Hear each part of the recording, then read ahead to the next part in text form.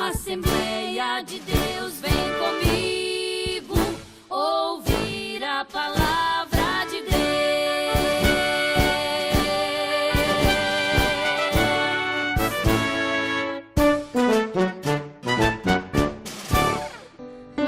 Avinu Sheba Shamayim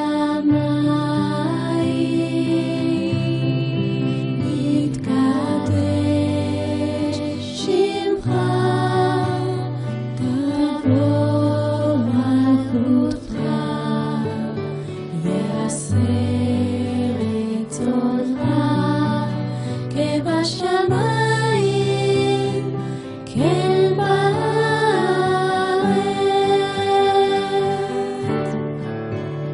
Et Lechem Huyenu Ten Lanu Hayom Usar Lanu Al Chataenu Kemo Shesochim Gam Anachnu Lachotim Lanu Ve'al Terienu Lidei Hisayon Ki Ilmatenu Min ha'am Ki Lecha Hamalacha Ve'hagvura Ve'hatiferet Le'olmei Olamim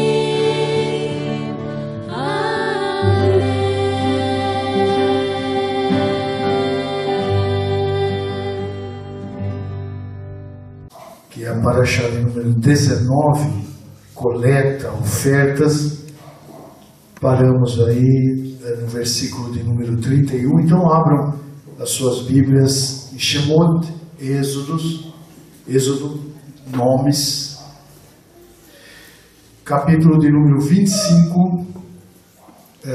Vamos ler a partir do versículo 31, embora essa paraxá ela tenha o seu início no capítulo 25, versículo 1, e vá até o capítulo 27, versículo 19, tendo como a Haftarah Melachim Aleph, o primeiro Reis, capítulo 5, versículos 26 até o capítulo 6, versículo de número 13. Também a sugestão de leitura na Brit Hadashah, que é o Novo Testamento, nos judeus messiânicos, Hebreus, capítulo 8, versículo de 1 a 6, capítulo 9, versículos 23 e 24, e também o capítulo de número 10, versículo de número 1. Nós vamos somente fazer uma oração inicial. Vamos orar nesse momento. Senhor, nosso Deus e nosso Pai, quero te dar graças por mais uma vez podermos estar aqui diante da Tua presença, para podermos, Senhor, meditar na Tua santa palavra. Só Tu és poderoso, Senhor, para falar aos nossos corações. Bondoso Deus e Pai, abençoa e dá graça nesta hora, falando aos corações dos Teus servos. Ó Deus, só Tu és poderoso para operar maravilhas em nosso meio e para fazermos com que nós venhamos a compreender a Tua palavra santa. Assim, ó Deus, eu peço e te agradeço no nome de Jesus. Amém. Êxodo, Shemot, nomes, capítulo 25, versículo de número 31, nós paramos nesta parte que diz assim: faça uma menorá de ouro puro. Ela deve ser uma obra de forja, sua base, haste, seus cálices, argola de folhas e pétalas externas devem ser feitos de uma única peça. 6 braços devem estender-se a partir de seus lados, 3 braços de um lado da menorá e 3 do outro. Em cada braço devem ser colocados 3 cálices com o formato semelhante a botões de amêndoas, cada um com uma argola de folhas e pétalas externas. Da mesma forma, do lado oposto do braço, 3 cálices com o formato semelhante ao de botões de amêndoas, cada um com uma argola de folhas e pétalas externas, de forma similar.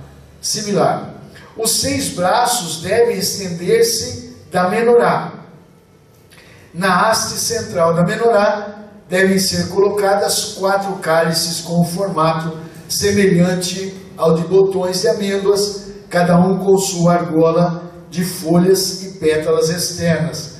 Cada par de braços deve se unir à haste central por uma argola de folhas externas de uma peça com o par de braços. Os 6 braços devem ser assim: as argolas de folhas externas e os braços devem ser feitos de uma única peça com a base. Assim, a menorá toda deve ser feita de uma única peça de obra de forja de ouro puro. Amém. Paramos aí no versículo de número 36, 31 até o versículo 36. Nós vimos na parasha passada, na porção passada da palavra de Deus, né, que a intenção do Senhor era que o povo contribuísse. Por isso o nome dessa parashá, coleta, ofertas, né, que é a palavra central do início da mesma. E dá para se perceber que o Senhor, ele queria, logicamente, que o povo contribuísse, que todos tomassem parte da construção daquela obra, e assim foi pedido vários peças e utensílios para que o povo trouxesse para que se construísse. Aí começa, como eu disse, do final para a frente, né? Começando do Santo dos Santos, ou do lugar sagrado, sagradíssimo, que era o final. Ele começa mostrando de que forma seria construído os utensílios que estariam ali. E chegamos então no lugar chamado Santo. Agora, né, nós estamos no lugar santo, que é também fazendo parte daquele lugar a menorá, que é aquele castiçal com 7 lamparinas, né, com 7 lâmpadas, 3 de um lado, 3 do outro e uma lâmpada central, formando assim 7 lâmpadas, né? E o Senhor passa a dar para eles, logicamente, a forma de como seria essa menorá. E interessante que as outras peças que nós vimos na construção, elas eram feitas de madeira de acácia e cobertas, né, com ouro, revestidas com ouro puro. Porém, a menorá foi um pouco diferente. A menorá, então, ela seria uma peça inteira, mais ou menos, né, de altura aí, 1,5 metro de altura, 1,60 metro de altura, mas agora de ouro maciço, seria fundido, né? Eles teriam que fazer o desenho, logicamente, para que quando fizesse a fundição, então ela não tivesse encaixe nenhum, né? Não foi feito como as outras partes que foram fazendo por encaixes e construindo. A menorá, ela foi totalmente posta e feita, né, e determinada pelo Senhor como uma só peça de ouro puro maciço. Então ela estava ali, e o interessante é que dentro, né, do tabernáculo ali, daquela tenda, vamos dizer assim, para que os irmãos entendam, né, ela então, ela estaria ali no lugar santo, e somente a luz, né, que entrava. Depois os irmãos vão até ver pelos vídeos que eu vou passar aqui. Vou passar 2 vídeos, e hoje eu prometo não passar da hora. Aquele dia eu esqueci de olhar no horário, e no fim os vídeos acabaram passando da hora. Eu vou tentar terminar mais ou menos aí dentro do limite dos vídeos, para que não ultrapasse para os irmãos, né? E eu trouxe 2 porque com um eu não concordei com a forma da lavagem da mão e também da mesa dos pães. Mas ele traz a forma da construção. É muito interessante para nós entendermos a forma que ela era construída, porque ela era toda desmontada, né? O tabernáculo ele foi feito todo desmontado, e ali traz uma boa ilustração de como foram feitas, como foi feito essa montagem. E agora, então, nós estamos vendo no lugar santo, e aquele lugar, ele só teria a luz dessa menorá. E o interessante é que essa lâmpada não podia se apagar. Lembram-se, né, nos faz lembrar dos dias, né, de Samuel, quando ele foi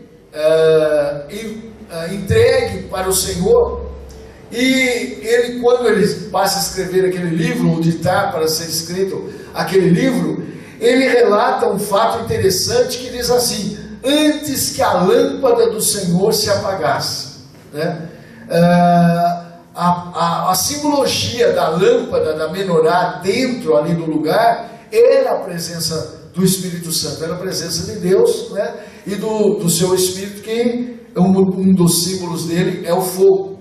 Então aquela lâmpada, ao pegar fogo, né, ela clareava o lugar santo, né, que tinha o lugar santíssimo, que nós vimos que foi colocada a arca, né, que foi posta ali com os querubins, né, por cima, e agora ela estava em outra posição, em outro lugar escuro, por causa das coberturas que foram feitas, né, para aquele lugar, e totalmente fechado. Era só a luz partia dela, só ela que iluminava aquele lugar. E aí ele relata então dizendo assim: olha, antes que a lâmpada de Deus se apagasse, quer dizer, o Senhor, antes que o Senhor de fato abandonasse Israel, ele foi chamado, ele foi levado ali, e o Senhor então não falava mais com o sacerdote, profeta Eli, por causa das suas transgressões, ou por causa também, né, da sua não ação, de não agir contra o pecado dos seus filhos, contra as transgressões dos seus filhos, ele não agia, então o Senhor já não falava mais com ele. Então dava a impressão que o Senhor já estava abandonando. Ele levanta Samuel, que teve por função, né, a primeira função de Samuel era alimentar essas lamparinas que estavam acima, essas lâmpadas que faziam parte da menorá, né, que estavam acima da menorá. Então a função dele era levar o óleo ali para que não se apagasse a lâmpada do Senhor. Então o óleo não podia faltar na menorá.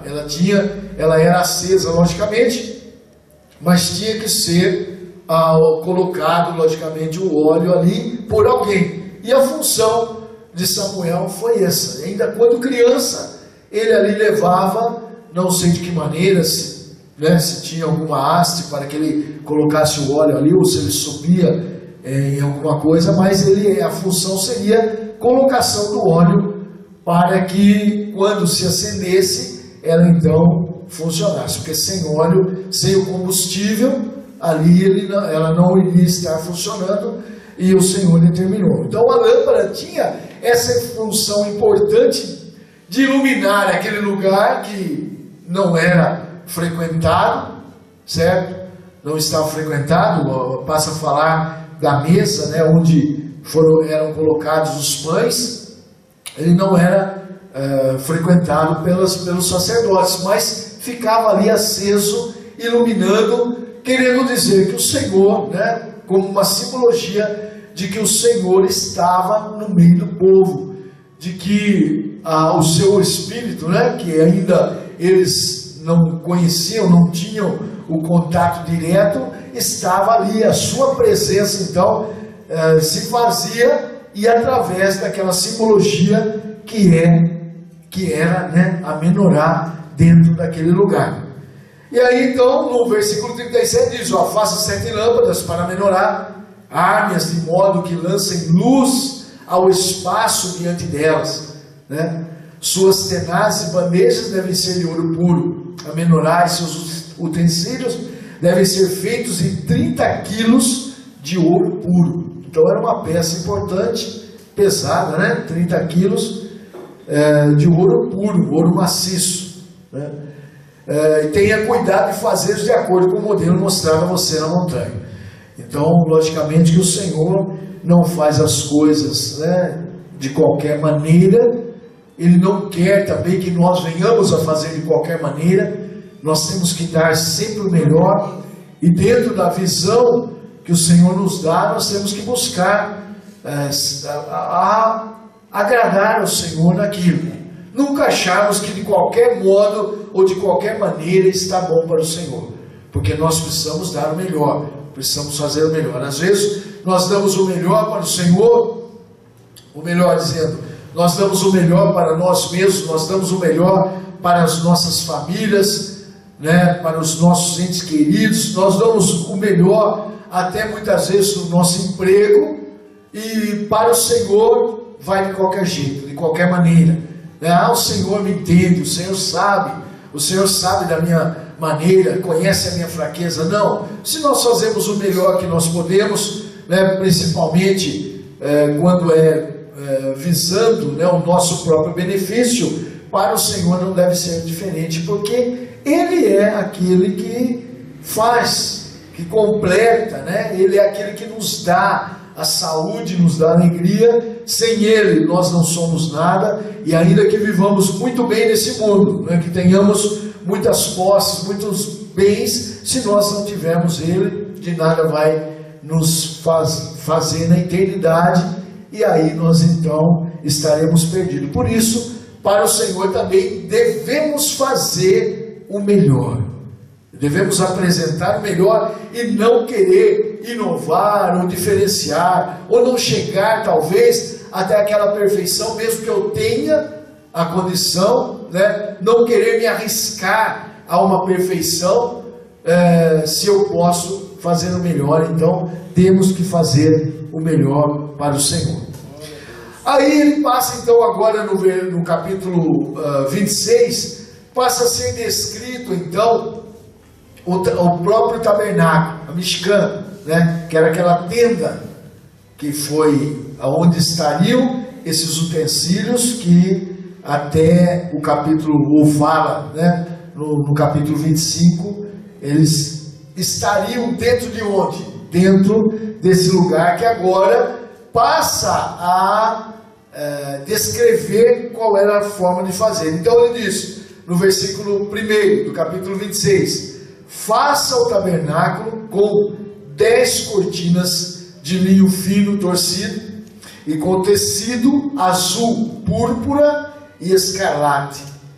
Faça-o com bordados de querubim, né? Então, veja bem, os querubins, ou os querubins, né, que são chamados aqui por nós, não, eles estariam então na arca, né, lá no Santo dos Santos, daquela forma que foi feita, muito embora nós vemos a simbologia, alguém que faz a arca, que desenha a arca, né?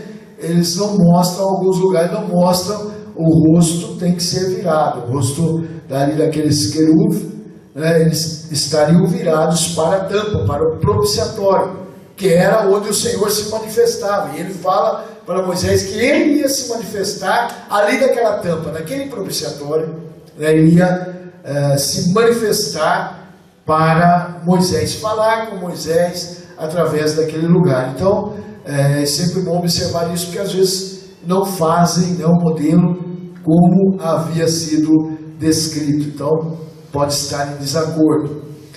Mas ele diz, olha, faça tudo de acordo, né, com o modelo. Então aquilo que eles estavam fazendo agora, os querubins também, não, os querubim, o querubim, né, que são mais, né, havia também de ser então bordados. Então teria que ser bordados nessa cortina, ou nessas 10 cortinas, né, que era de linho fino torcido, né, com tecido azul. Eles iam então ter que também estar desenhando, né, bordando aqueles querubins, né, aquele querubim ou aqueles querubim. Ainda diz assim, olha, preparados por um artesão experiente. Cada um deve ter 12,8 metros de comprimento, 1,83 de largura. Todas as cortinas devem ter o mesmo tamanho. 5 cortinas serão unidas umas às outras e as outras 5 cortinas também. Faça laços de fios azuis na orla da cortina de fora do primeiro conjunto e o mesmo na orla da cortina de fora do segundo conjunto. Faça 50 laços na orla. Então, veja que havia, logicamente, detalhes. O Senhor dava detalhes, deu detalhes. Detalhes para ser seguido. Não foi detalhes para se perder no meio do caminho, ou para ser desprezados por alguém. Não precisa dessa maneira, não precisa ser assim. Não, de maneira nenhuma. O Senhor, se Ele deu detalhes, era para ser feito. E como eu disse, como ela era móvel, era algo que não ficaria construído de forma perene no mesmo local, então ela foi feita toda desmontada, de fácil colocação e de fácil montagem e desmontagem, para que quando o Senhor andasse, até que chegasse no lugar, pelo menos aí por quase 40, mais ou menos 40 anos, ela ficou se deslocando ali no deserto, até que chegou na terra prometida, em Canaã, chegou lá e ficou no lugar até ser levado para Jerusalém, até a construção. Em Jerusalém, então, em 2 lugares ali, praticamente ela acalmou. E o último que ela foi levado foi ali em Jerusalém, onde hoje está ali construído uma mesquita, bem em cima de onde foi construído que foi construído o templo, que foi construído onde ela estava, onde estava ali a Mishkan, ou o tabernáculo, que ele foi levado para lá nos tempos já do rei Davi. E ali ela ficou fixa. Mas como ela foi construída para deslocamento, então para deslocar toda aquela construção, ela foi então projetada para ser montada e desmontada. No versículo 7 diz, olha, faça cortina de pelos de cabra para servirem de tenda para o tabernáculo. Faça 11 cortinas, cada uma com 13,72 metros por 1,83 de largura.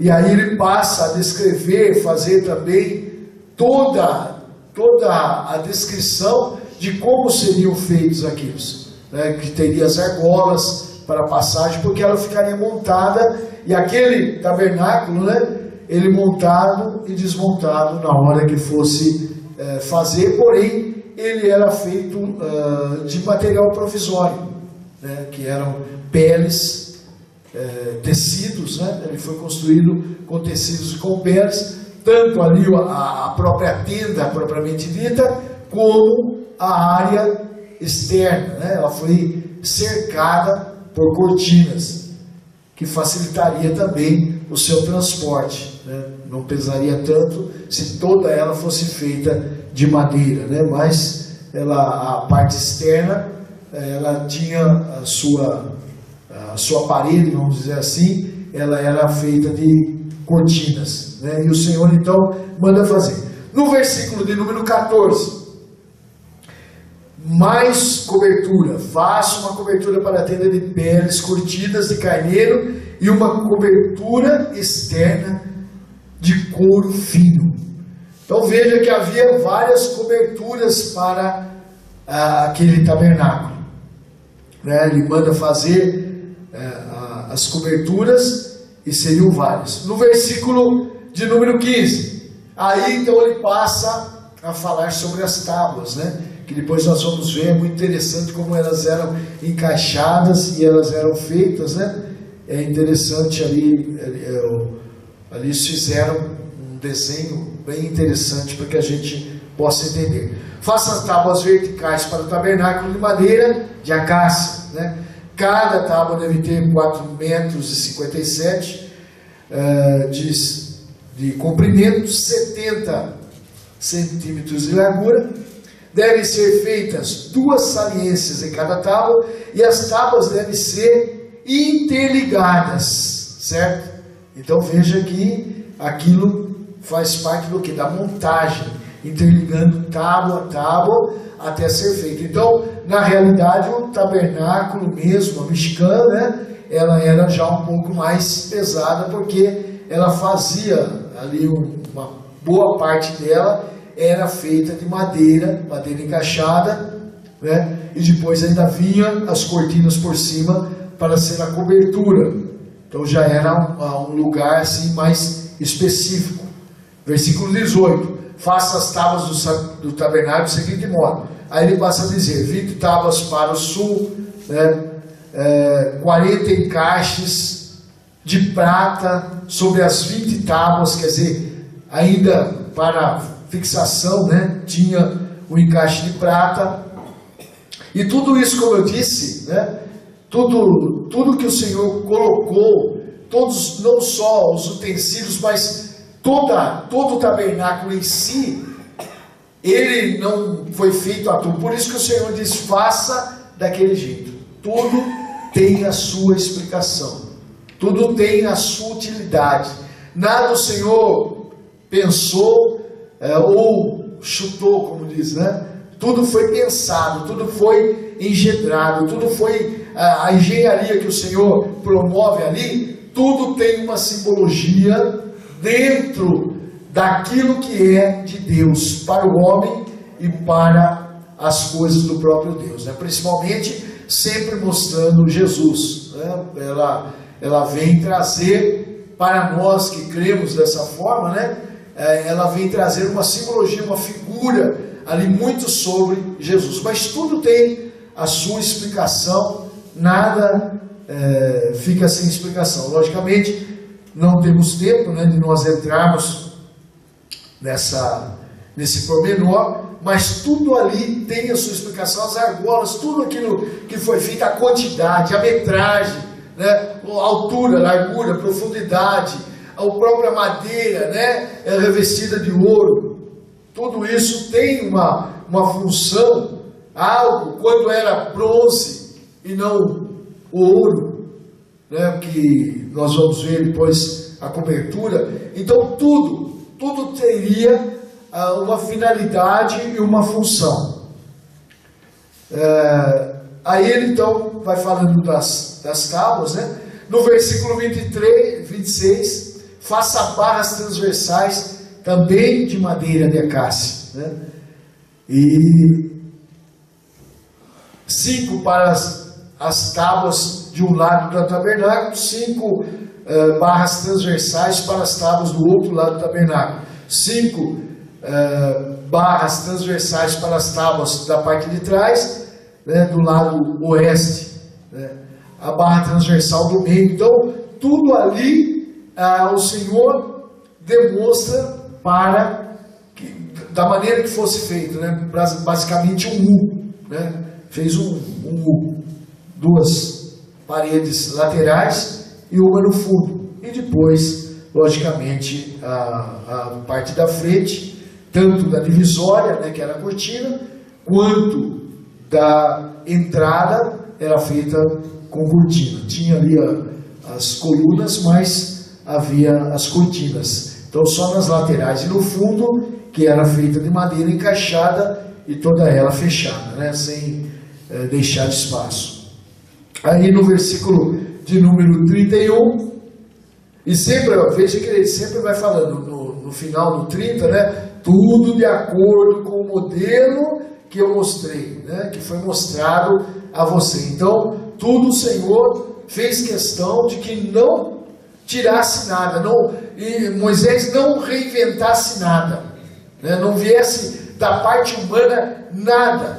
Mas aqui poderia ficar melhor dessa forma, poderíamos fazer desse outro jeito, porque só 30 quilos de ouro, vamos usar mais, né? Poderia, né, querer fazer algo a mais, porque a arca só tem essa medida, porque o Senhor queria daquela forma, ele queria que fizesse daquele jeito. Como eu disse, tudo depois, ainda que Moisés e aqueles que viram talvez não entenderam, não puderam compreender, não tiveram a explicação, não conseguiram uma revelação do Senhor para entender por que foi feito daquele jeito, por que foi tão determinado, né? As medidas, tudo isso. Depois o Senhor veio a revelar às pessoas que perderam, não vou dizer perderam, mas passaram o tempo da sua vida examinando, né? Examinando e buscando orientação do Senhor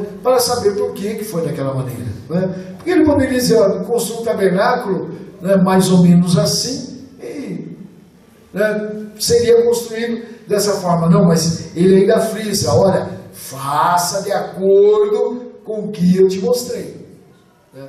Faça de acordo com o que eu te mostrei. E para se fazer, lógico que nós precisamos de pessoas com capacidades, né? Ali no Egito, eles trabalhavam com construção. Então, para fazer os engastes nas pedras, né? Para fazer algo na pedra, lá eles trabalhavam com madeira também. Provavelmente alguém já tinha alguma capacidade ou algum entendimento sobre tudo aquilo que foi feito. E o que não tinha, eu tenho certeza que o Senhor capacitou. Então, capacitou alguém para fazer engaste em pedras, né, para trabalhar com as pedras preciosas, porque nós sabemos que, na realidade, para que a pedra brilhe, né, ela precisa ser trabalhada. Na maioria, né, a grande maioria das pedras preciosas, elas não têm o brilho que você conhece depois, quando estão à venda, né, nas joalherias. Ela só vai ter brilho depois de bem trabalhada, muito bem trabalhada, né? São trabalhos minuciosos, são trabalhos que hoje, logicamente, já existem máquinas para fazer, né? Mas até pouco tempo eram todas feitas manualmente. Então as pessoas que trabalhavam os ourives, né, chamado os ourives que trabalhavam com ouro e pedra preciosa, né, eles então tinham uma capacidade, era uma arte, né? Era uma arte fazer com que a pedra pudesse dar o seu brilho, porque ela não pode ser forjada, né? Ela não pode ser como o ouro, né, que você forja ele e depois dá o lustro só. Mas assim mesmo ainda precisa, né, um polimento. Mas as pedras são naturais. O que se tem que fazer nela é fazer com que ela venha fazer o que? Ela não tem brilho de si própria, né? Por mais preciosa que ela seja, no escuro ela não tem valor nenhum. Se sumisse a luz, né, ela não daria nenhum valor. Mas mediante a luz ela reflete. Quanto mais ela reflete, mais bonita ela fica.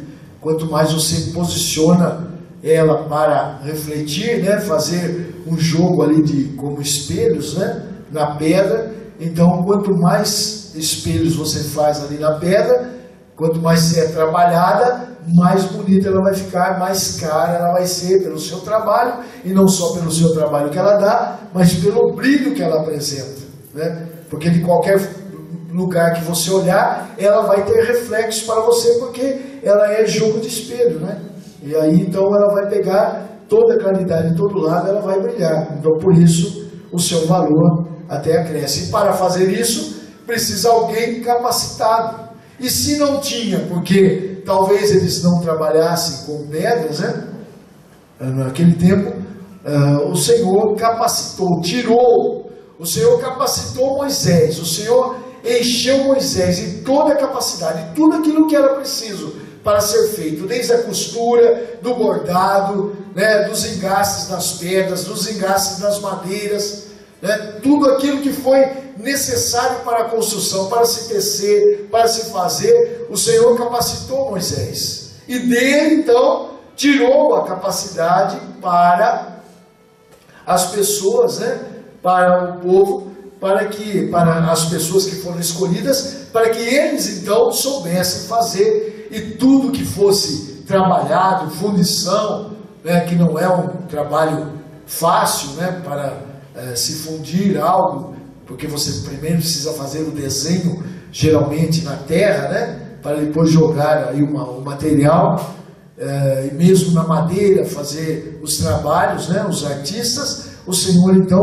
capacitaria e capacitou Moisés para isso, e de Moisés capacitou também o seu servo. Mas tudo tinha que ser feito de acordo com o que Moisés viu. Então, ao tirar a capacidade, Moisés dizia: vai ser assim, assim e assim. Né? O Senhor desenhou, né, não fez um mapa para ele, não fez ali uma planta para ele, mas tudo estava na sua mente. Assim, creio que quando passava para as pessoas, também passava aquela ideia. Porque nós vemos o artista, né, o desenhista, ou alguém que trabalha aí, o esculturista, o que ele faz? Ele vê aquela peça, ele vê uma pedra, ele vê uma árvore, ele vê um tronco de madeira, e ali ele já enxerga o que ele quer fazer. Ele enxerga ali um rosto, ele enxerga um corpo, né, naquela madeira, naquela pedra, antes de se formar. Né? E o mesmo pintor, quando ele está desenhando, já está na sua mente. Né? Ele passa a fazer os traços daquilo que está na sua mente. Então ele já vê antes daquilo ser formado, ele já tem o desenho na sua cabeça. E aí ele passa a copiar. Foi o que o Senhor fez com Moisés e com aquelas pessoas. Então, colocando todas as medidas, todos os encaixes da forma com que o Senhor queria, da forma que ele queria, do tamanho que ele queria, ele colocou a capacidade neles. Né? Então, o versículo 31 fala da cortina azul, púrpura e escarlate, de linho fino torcido, com bordados de querubim, né? Quer dizer, vários querubins. Então, essa cortina, ela iria servir, segundo aqui o versículo de número 33, ela ia servir de divisor entre o lugar sagrado e o lugar especialmente sagrado, dos santos para o santíssimo. Né? Essa cortina aqui que ele manda fazer de tecido azul, púrpura, escarlate, né? De linho fino torcido, que dizem alguns, falam, né, que na época de Jesus ela tinha mais ou menos 20 centímetros, né, de espessura. Quer dizer, era uma cortina super pesada, era uma cortina impossível de se rasgar assim de alguma forma, né, e muito especialmente rasgando de cima para baixo. Quer dizer, além, né, dela ser bem grossa, ela não foi rasgada de baixo para cima, ela foi rasgada de cima para baixo, dando, né, porque ela era feita de um pano só, né, formando ali uma parede, né, onde o sacerdote, uma vez por ano, adentrava naquele lugar. E aí ela foi então rasgada de alto a baixo, né, como nos diz a Bíblia, demonstrando que agora estaríamos livres para a entrada na presença do Senhor. Né?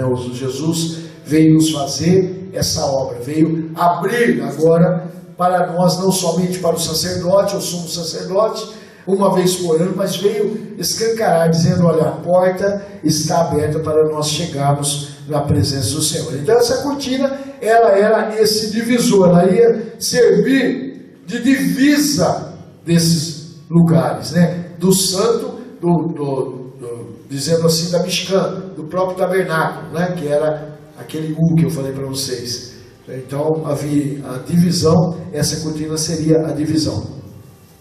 Aí ele pede também para que se colocasse a mesa do lado de fora da cortina, também a menorá em frente à mesa do lado do tabernáculo, na direção sul, né?